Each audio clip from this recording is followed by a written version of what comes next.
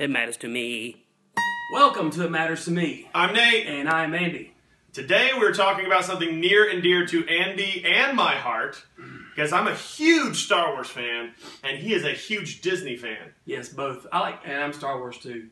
And the fact that Disney bought Star Wars is why we had The Force Awakens. That's right. That's why the Force finally woke up, because we realized that George Lucas had been slumbering. All right? So we have a Disney theme park, potentially like the dedicated park just for Star Wars. Yes! 14 acres. 14 acres of Disney property has been designated to the creation of Star Wars. So how big are the other theme parks there, acre-wise, like Epcot? And are they a lot bigger than that? Epcot is like huge, very big. I think it's currently bigger than, as far as square footage, bigger than Magic Kingdom and Hollywood Studios. However, the biggest theme park. Well, you didn't even mention Animal Kingdom. Well, I was going to say the biggest theme park is Animal Kingdom because of all the space they need for the animals. Right. So square footage wise, it's the biggest. But now they're adding 14 acres because Disney can do that at Disney World. And you notice, of all the properties they bought, there's no Nightmare Before Christmas town. There's no Power Rangersville. Thank God. There's not even a Marvel Land. Not yet. This is the big one. Yeah. This is Star Wars. Let's talk about what we would like to see in the 14 acres of Disney's Star Wars world. Yes. What wouldn't I like to see? One of the first things I would like to see happen, because I'm a big Disney fan, we try to go at least every 2 years, because that's the only time we can afford it. Every 2 years. Gotta save. Right. But we do the dining plan. The Disney dining plan's awesome. Here's a plug for that. You get to eat for free. When they offer it for free, you get to go to all the nice restaurantes. It costs more, right? No, it's free. The dining plan? When you go and it's free, it's free. What do you mean by that? Like, they offer certain parts of the year, certain seasons. Where the dining plan is free? The dining plan is free.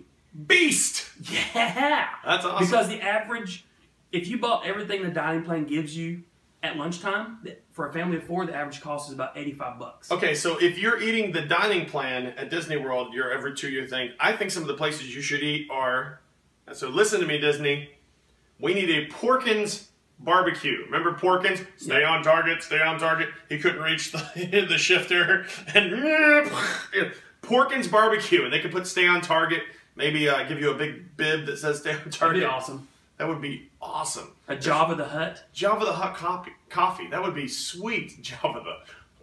They should have a Pizza the Hutt, too. Get some of the rights from Spaceballs. They are going to have some of the cantinas, like from the original Yeah, that's going to be New cool. Hope. I think it's going to be there. Yeah. They're talking about, I saw where they read about that. But what would be cool... Your droids! They have to wait outside. We don't serve their kind here. The Disney Dining Plan offers the sit-down table service where you have like the character meals and everything.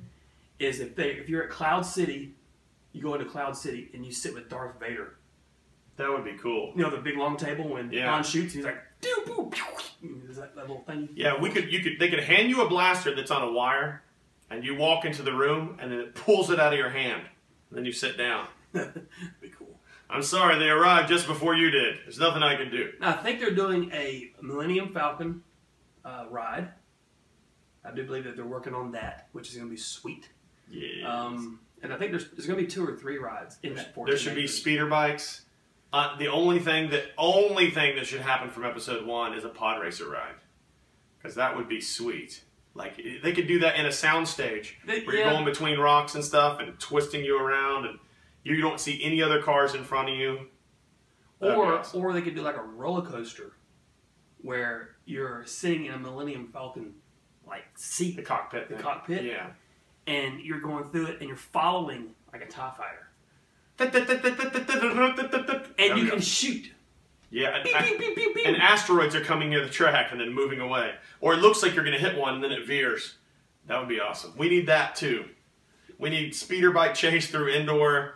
We need I just love the Millennium Falcon ride. I'm sure it's going to be awesome. So that ride, I'm pretty sure, is going to be there. I think they're going to have a life-size Millennium Falcon that we're going to get to walk into and walk around and never leave. Yeah, I'll be like, Nate, get out of the cockpit. You know what they need? Disney is known for animatronic things. Like, it's a small world after all. And things like that, and Pirates of the Caribbean and pretty cool stuff. They need an animatronic Star Wars zoo.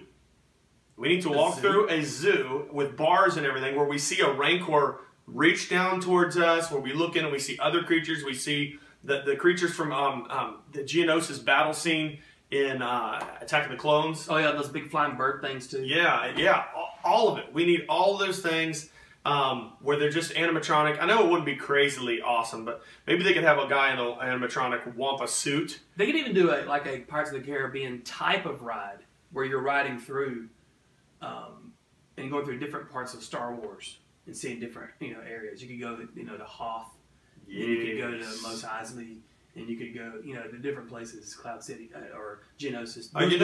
You've been on the Buzz Lightyear ride where you're going through and it's like a game. Yeah. You shoot targets and stuff. It could be called the Han Shoots first game. Or it could be bullseyeing womp rats in my T-16 back home, like when Luke was being a jerk to everybody else, and they're like, "That's impossible. 2 meters is too small." And he's like, "No, it's not. I used to bullseye womp rats in my T-16 back home." They should have been like, "Shut up." So yeah, if it was in reality, he'd have got a super wedgie right then. That would have been awesome. If they do a Star Wars Disney park in other countries, like in the Japanese park, they could sell power converters for your hotel room for Americans to come over there, and you could go to Tosche Station to pick up some more power converter. That'd be sweet. I would order a power converter if it said that from Tosche Station. I would just order one from Japan. Another cool thing is that they're going to have, in the 14 acres, walking around, they're going to have people dressed in character. Like it's like walking into Star Wars. What character do you want to meet? They're going to have aliens and, well, they're probably going to have, like, for meet and greet characters, they'll probably have Chewbacca. Yeah. Chewie. Chewie. Maybe some Ewoks if they can find short enough people. Princess Leia. She's a Disney princess. Yeah, she's a princess. Ooh, I didn't think about that. New princess at Disney World. New princess. She should be in all the lands. Is she going to be wearing the white costume or the bikini costume or the... Probably the white costume. With the buns. Yeah. All right. I think her buns show more in the other outfit, but whatever. Yeah. Wait, what? Unfortunately, her buns show more in the other outfit. There's a lot of side bun. Oh. Yeah. Anyways, it's a play on bun. It's a pun. It's a bun. It's a pun on pun. Bun on pun. Whatever. Anyways, I hope they're going to have her in an appropriate outfit because I'm going to have my kids with me. Yeah. And I'm sure they will. It's Disney. Yeah. And so, also, what I would like to see there, when you first come into the Star Wars park, a small gravesite of Jar Jar. Just a tombstone. No, he'll be there. Here he'll lies be Jar the first Jar. one that meets you at the gate. Mr. Jar Jar Binks, Misa looked just like Goofy, and even his walk is like Goofy. And Lucas said that he modeled him after Goofy. He said that during the time he was trying to sell Star Wars to Disney. This is the first time I ever heard him say it. Even though he's very annoying to us, my kids absolutely love Jar Jar. They grew up with him as I grew up with Chewbacca. They're gonna want to meet the Jar Jar. He's gonna be one of those meet and greet characters that you go in, I pretty much guarantee it, and you're going to stand in line for an hour and a half as adults, and we're going to be like, I'm going to get a picture with him, force choking him, and see if he'll just be like, that would be awesome. I want to get a picture of him with his tongue sticking out and me having his tongue. I don't think he'll be able to do that. Like Qui-Gon did. As a costume. It'd be awesome, though, if he had like a little button to it. You know what, though? George Lucas made it to where the way he walked and everything was almost like his knees were broken, so I'm not sure if they'll be able to do that. There's some double-jointed people out there that can do that. Maybe. Disney's great at casting their characters. You have to be qualified to be a certain character at Disney. Yeah, he's a weird dude. Anyways, we're very excited, super excited about Disney coming out with this theme park. Yes, thank you, Disney. I would love to go on Star Wars Week, but at the same time, I would not want to go on Star Wars Week. Crowded. Yeah. The week before Especially Star Wars... $120 a day per ticket. If you could afford it, to go the week before Star Wars Week and the week of Star Wars Week. So you can actually get on everything and ride everything. Because you're not going to ride anything on Star Wars weekend. No, you're pretty much just going to walk around and meet and greet and walk and talk and eat food. The beauty of it is, from now on, once they finish the park, every week is Star Wars Week. Finally get to go home. All right. What they should do also, Steve Sansweet, if you're watching this, which I doubt you are, but yeah. Steve Sansweet has the largest... We have to get a lot more subscribers first. A lot. Yeah, so subscribe. Yeah, that's a good idea. Send it to Steve Sansweet if you know him. I've met him, but he has no idea who I am.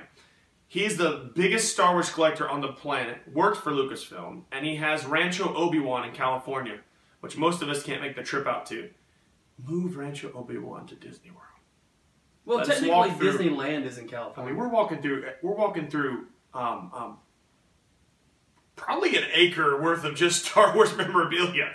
I mean, he's got huge hen houses that he's converted that are like 900 feet. Well, I hope he doesn't get a tornado or He's an got earthquake. everything. Oh, please no.